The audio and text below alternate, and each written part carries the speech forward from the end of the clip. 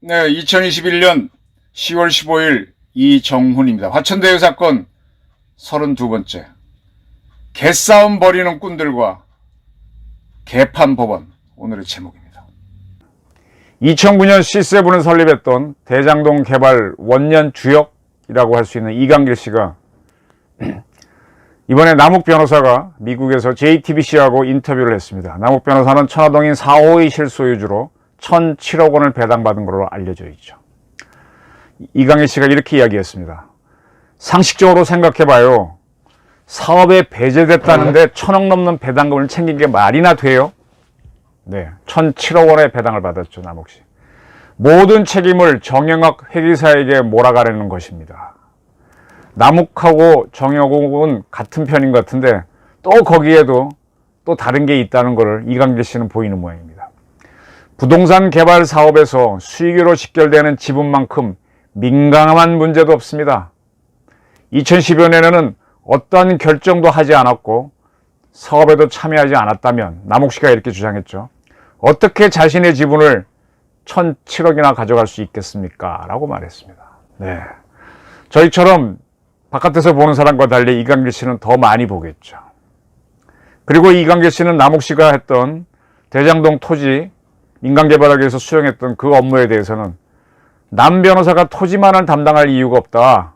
나는 그를 지인을 통해 소개받았는데 남 변호사가 자신의 인맥을 활용해 국회 국토위원회 의원들을 잘 설득할 수 있다고 해서 영입했다. 네, 남 변호사는 LH가 공영개발하지 못하도록 국회 국토위원회를 움직이는 일을 했었죠. 이것 때문에 나중에 검찰에 기소가 됐는데 이강길 씨로부터 돈도 8억 3천만 원 받았고요. 근데 그 돈은 법률 자문료다라고 영수증을 내놔가지고 무죄를 받은 거였습니다. 이게 무슨 얘기냐? 꾼들은 만들어 놓고 한다는 걸 이강길 씨는 다 안다는 얘기예요. 근데 그가 이런 얘기를 했으면 좀 들어봐야죠. 수용 업무도 결국 원주민 지주들에게 사기를 친 것에 불과하다. 그리고 설명합니다. 성남도경원이 설립된 것이 2015년입니다. 성남도경원 설립 뒤에도 민간 합동으로 대장동 개발이 이루어져도 민간 합동으로 대장동 개발이 이루어져도 땅값은 제대로 보상해 주겠다고 남 변호사가 지주들을 설득하고 다녔다. 근데 이게 거짓이었다는 거죠. 그 말을 철석같이 믿었던 지주들이 나중에 보니 헐값으로 땅이 수용돼 속았다고 분통을 터뜨리고 있다. 지금 대장동 원주민들은 땅값을 후려치기 당했다고 지금 반발을 하고 있습니다. 소송도 제기했다고 제가 이 시리즈 초기에 한번 보도한 적이 있고요. 그들이 기대했던 땅값을 성남시가 강제 수용, 성남도계공 통해서 했으니까 40에 내지 50%밖에 보상 못 받았다. 근데 이게 민간합작이냐, 민간기업에 특혜를 준 거지 라고 해서 소송을 제기하고 있죠. 천화동인 7호 대표로 121억 배당받은 머니투데이의 배모 기자, 제가 풀네임을 썼다가 말았다 지웠는데 이 사람도 이강길 씨와 대장동 개발을 같이 했던 바로 그 원년 멤버죠. 그가 김만배를 대단한 사람이라고 이강길 씨에게 소개했답니다. 그러나 이강길 씨는 직접 김만배 씨를 만난 적이 없다고 했습니다. 저는 이러한 배 기자와 김만배 씨를 보면서 이런 사람은 기자가 아니다. 누차 말씀드렸지만 기자가 이렇게 하면 안 된다의 전형이라고 봅니다. 이런 걸 우리끼리는 국악기자라고 많이 그랬는데 국악기자보다 더한 것 같아요. 사업기자지. 전형적인 언론개혁을 해야 할 대상인데 민주당은 가만히 있죠. 네, 저희 같은 조중동을 못 건드려서 안달이나 있죠. 그리고 이강길 씨는 2015년 대장동 멤버들, 그게 김만배, 남욱, 정영학, 유동규 뭐 이렇게 되는 거죠. 그들에 대해서 소위 말해서 개싸움이 시작된 것이라고 보면 된다. 개싸움이라고 했습니다. 개싸움 기억해 두십시오. 깊이 관여했던 공범들이 분양가가 올라가 배당금이 커져 다툼이 생기다가 법적 문제까지 터지면서 재판에서 빠져나가기 위해 서로 거짓말을 하고 있다. 네, 이 사람들은 지금 언론에 자기가 뭐가 어떻게 나오고 하는 게 부끄러운 게 아니에요. 이 꾼들입니다. 꾼. 어떻게 하면 도망가느냐. 재판에서 이 사람들은 정가 많습니다. 법정에 수없이 가봤기 때문에 재판 안 두려워합니다. 재판에서 빠져나가는 거에 집중합니다. 그래서 미리 언론을 통해서 유리한 거 흘리고 하고 있습니다. 이광길 씨는 대장동 민간합작개발에 대해서는 20년 넘게 부동산 개발을 하면서 자기가 그랬다는 거죠. 대장동과 같은 수익 구조는 처음 본다. 네, 유동규가 만든 이 대장동 민간합작 구조는 처음 본다. 유동규, 김만배, 남욱, 정영학, 정민용 등 대장동 멤버들이 사전에 작당을 한 것이 아니라면 결코 불가능한 결과다. 이광길 씨는 처음에 민간개발을 하려다가 자기가 구속되면서 이걸 넘겨줬고, 그것이 다시 남욱하고 정영학이 하다가 다시 김만배로 넘어갔죠. 김만배로 넘어갈 땐 유동규가 확 틀어버린 거죠. 자기는 다 뺏겼으니까 이제 와서는 뭐 앙심에 의해서 말은 할 수 있지만 오히려 객관적으로 얘기할 수 있을 겁니다. 네. 작당을 해야 만들 수 있는 구조입니다. 이 작당한 걸 밝혀줘야 하는 대한민국 검찰과 법원이 반대로 갔다면 그 자들도 작당을 한 거 아닌가 우리는 의심해 봐야 됩니다.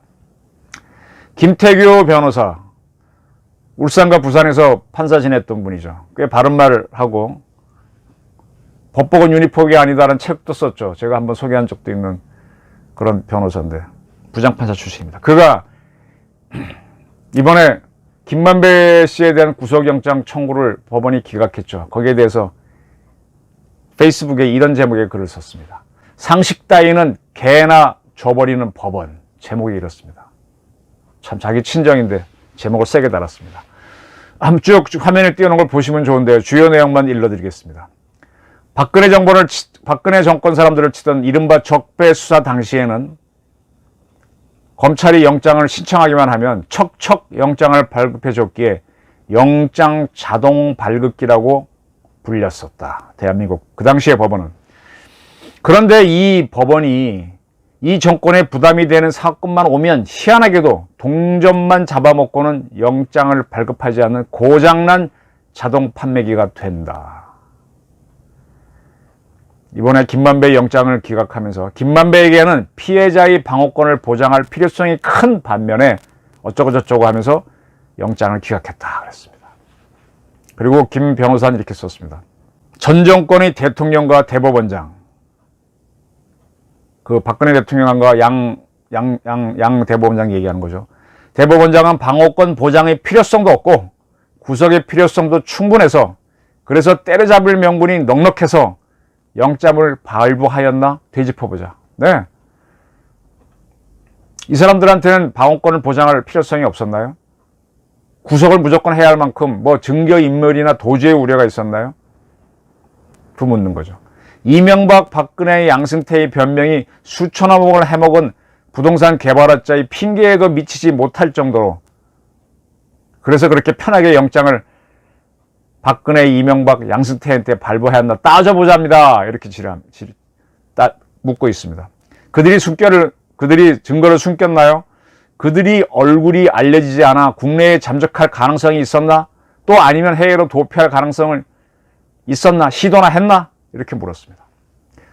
그들과 이명박, 박근혜, 양승태, 그들과 김만배의 차이는 그들은 정권을 잃어 힘이 없었고 김만배는 살아있는 권력과 기대되는 미래의 권력, 이재명을 가리키는 거죠. 을 등에 업고 있다는 것이다. 이것이 더 나쁜 놈이라고 했습니다. 더 나쁜 놈을 풀어줄 수 있는 동력이었다. 그리고 김 변호사는 국제인권법연구회가 법원의 주류가 되고 그들이 주도하는 전국 법관 대표회의가 법원의 공식기구가 되며 법원장은 자기들이 선거로 뽑고 영장 전담 법관이나 주요 법원의 형사재판부 판사를 사무분담위원회를 통하여 자신들의 구미에 맞게 배치할 수 있는 구조를 만들 때부터 이들이 앞으로 어떻게 형사사법을 이끌어갈지 예견할 수 있었다라고 말했습니다. 자, 권순일 전 대법관이 저런 하고 하면은 법관 대표회의는 소집돼서 뭔가 자정 노릇을 해야 되는 거 아닙니까? 양승태가 할 땐 그렇게 벌떼같이 일어나던 우리 대한민국의 똑똑한 판사 여러분, 뭐 하는 겁니까? 그래도 검사들은 윤석열 어쩌고 한다고 할 때 들고 일어났어요. 판사들은 그래 좌파로 가져갈 때나 들고 일어나고 옳고 그름도 못 따지는 멍충이들인가요? 이런 얘기도 했습니다. 광우병 PD 수첩 사건, 국가보안법 사건을 줄줄이 무죄를 쓴 판사가 마침 서울중앙지검법원 영장 전담 법관이 된 것이 누군지 아시겠죠? 그저 우연이라고 생각하나 그리 생각하는 사람이 있다면 무지 순진한 것이다 라고 했습니다. 그리고 수사를 건성건성으로 한다고 국민 모두가 인식하고 있는 상태에서 여론무마용으로 적당히 영장 청구한다. 검사가 이번에 검찰이 그렇게 하는 느낌이 들죠. 법원은 굳이 영장을 반려하고도 싶지 않은데 마침 허접한 영장 청구가 들어오면 그보다 반가울 수가 없다. 그래서 기각. 또 이렇게 썼습니다. 나는 김만배에 대한 영장의 기각을 이렇게 본다.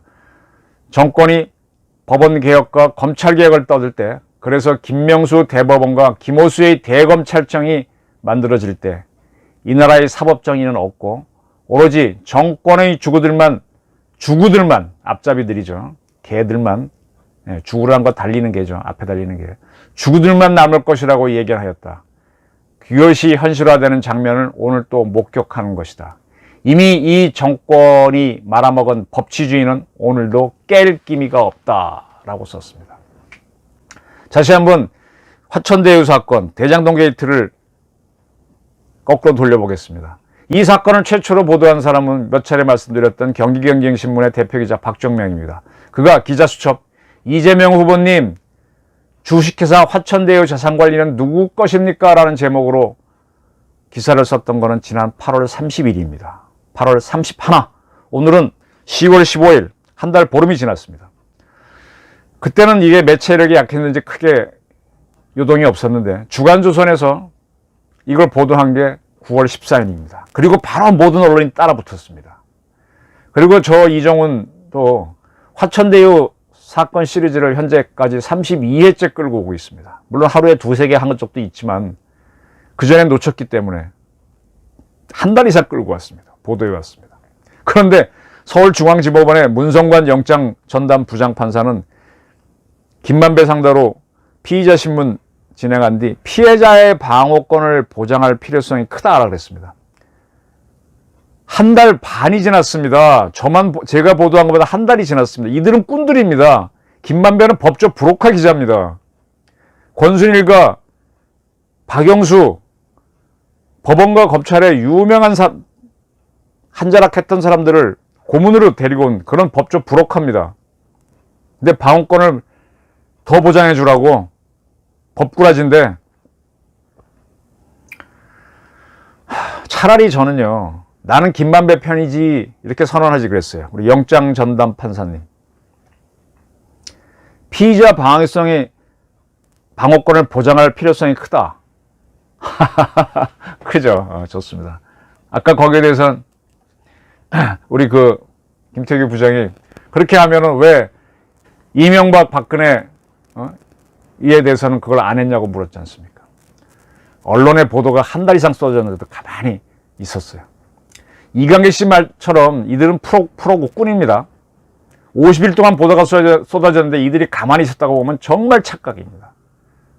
그리고 거듭해서 말씀드리지만 김만배는 기자 아닙니다. 법조 브로커입니다. 그 돈도 뭐 1,000억인가 배당받았잖아요. 집도 사고. 당연히 법적 준비를 하지. 그리고 벌써 권순일, 박영수, 검사 출신인 박상도 의원의 아들 곽병철을 영입했지 않습니까? 이런 거 보게 되면은 법원이 오히려 권순일 씨 사건 나중에 조사하게 되면 자기네가 당할까봐 쉴드 친 거 아니에요? 오히려 법원이 또 권순일 씨 만난다고 뭐 법원에 대법원 몇 건 찾아갔다는 기록도 있다며 오히려 법원이 지금 김만배한테 매수당한 거 아닌가요?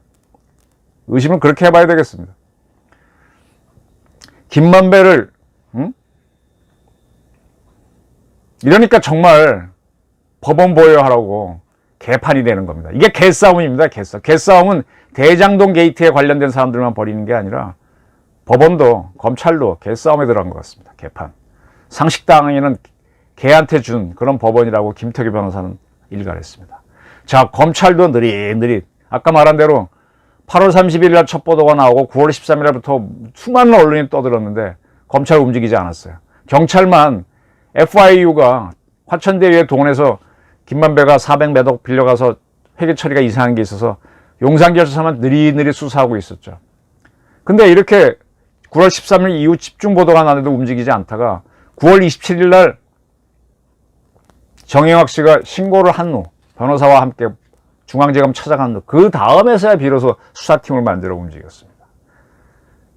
그리고 나서 뒤늦게 유동규 집을 들이닥치니까 유동규는 자기 집을 떠나서 오피스텔에 빈집에서 맞고 핸드폰도 집어 던지고 검찰은 찾지도 못하고 경찰이 찾고 남욱은 벌써 그 사이 미국 갔고 그 사람 사무실 가봐야 아무것도 없고 이게 뭐예요? 다 프로란 얘기잖아요.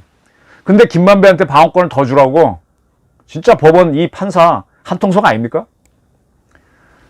지금 남욱과 김만배는 남욱 씨는 JTBC를 상대로 김만배는 뭐 이렇게 다수 기자 앞에서 여러 가지 물타기 정영학 틀렸다 이런 이야기를 하면서 자기 살궁리하고 있는데 전형적인 꾼의 모습을 보이고 있는데 법원까지 협조를 해? 검찰은 이제야 성남시청을 압수수색합니다. 성남시 고문 변호사에 했던 사람이 김호수 검찰청장이죠. 그러면 김호수 씨는 성남시 고문 변호사 했으니까 이번 대선에서 뭔가 기대하는 게 있어서 가만히 있었던 거 아닌가요? 오히려 성남시 고문 변호사 했으면 오해받지 않기 위해서 이 수사를 서둘러야 되는 거 아닌가요? 가치 판단이 서로 이렇게 다른가요? 저하고? 그리고 검찰에는 성남 고문 변호사 출신 김호수의 저 눈치 보는 그 우유부단함을 지켜보는 검사들이 없나요? 이렇게 대한민국이 엉망이면 검찰도 저 모양, 판사들도 저 모양. 그렇다면 이번 대선을 통해서 우리가 물갈이 할 거는 굉장히 많습니다. 진짜 법원개혁, 검찰개혁 다시 해야 되겠습니다. 완전 물갈이. 법원의 편벽성, 저런 좌파성, 편벽성. 저도 그 전에 항우연하고 재판하면서 제가 그런 거 겪었다 그랬잖아요.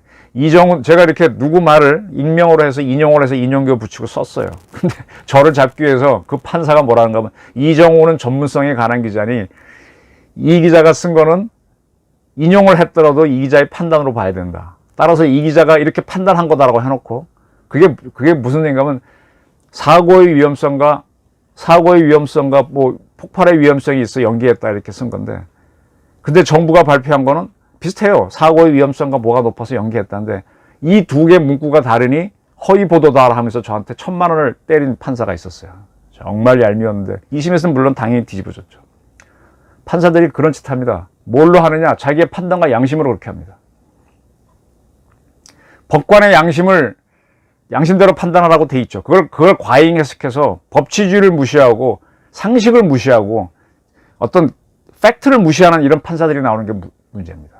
영당 전담 판사가 그런 행동을 보인 거죠. 그러니까 김태규 변호사가 상식은 개개나 줘라 이런 얘기하는 거죠. 이런 이들과 어울린 한 정치인을 이번 대선에서 우리 대통령으로 뽑아야겠습니까? 자, 선거를 하려면 돈이 필요하죠. 선거에 나선 뿐만 아니라 그 사람들을 음으로 양으로 도와줘야 되는 사람들도 다 돈이 필요합니다. 선거가 정치인들은 떼돈 버는 찬스예요. 이번에 천화동인 1호 대표가 이한성이죠. 이한성 씨는 누구의 옛날 어떤 국회의원 킨텍스 사장이 옛날 국회의원 할 때 보좌관이었죠. 그리고 그 사람은 이해찬 계열이죠. 이해찬 씨는 지금 이재명 캠프의 좌장이죠. 돈 쓸 때 많습니다. 돈이 필요합니다. 근데 딱 선거를 왜 집권하려면은 서민들이 표가 많으니까 그 사람들을 끌어와야 되는데 그 사람들한테 어필할 수 있는 사람은 흑수저가 좋죠. 그래서 흑수저 코스프레 할 수 있는 사람이 필요하죠. 여기서 부패한 세력하고 좌파가 결탁이 이루어집니다. 그걸 크게 청소해야 됩니다. 이러한 좌파들하고 부패한 세력들은 누구를 숙주로 봤을까요? 이걸 잘 보셔야 됩니다. 민주당은 이재명 씨를 후보로 뽑았으니까 우기고 갈 겁니다. 근데 이게 어떤 사태를 벌일지 아무도 모릅니다. 1987년 우리는 직선제를 원했습니다. 대통령 직선제를 원했는데 전두환은 아니다. 간선제로 그대로 가겠다. 헌법 안 바꾼다 하고 4.13 호원 절치를 발표합니다.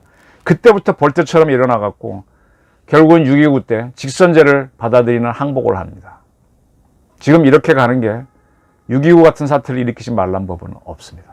대한민국을 계속 개싸움이나 하는 개판으로 가게 둘 것인지 시민 여러분들이 이제는 판단을 하셔야 할 것 같습니다. 경청해 주셔서 감사합니다.